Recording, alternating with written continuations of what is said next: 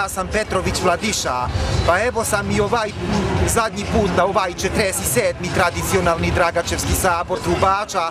Važno da sam lepo proveo, mislim.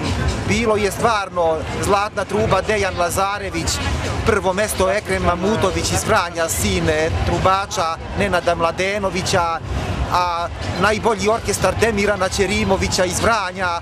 Pošto mi sad je bio 23. put sljedeće godine, bit će i 24. To samo ja izjavljam kao 42-godišnji Petrović Vladiša iz sela Strmostena kod Despotovca pod planine Beljanice. Od 1.1. pa sve do 12.12.65. samo smo se muška deca rađali, a ženska nisu nigde ni jedno i zato sam ostao večito neženjen. Ne bi onako nikad, mislim.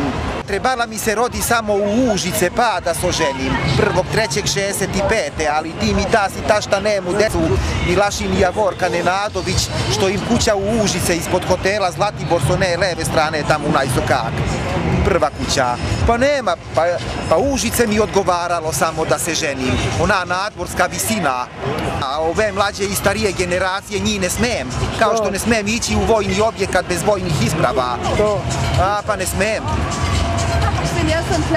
Ne smem, jer ja kad nemam iz moje prirodne generacije, mislim, ne smem ove mlađe i ove stare, njih ne smem, jer nisam, neiskusan sam ja.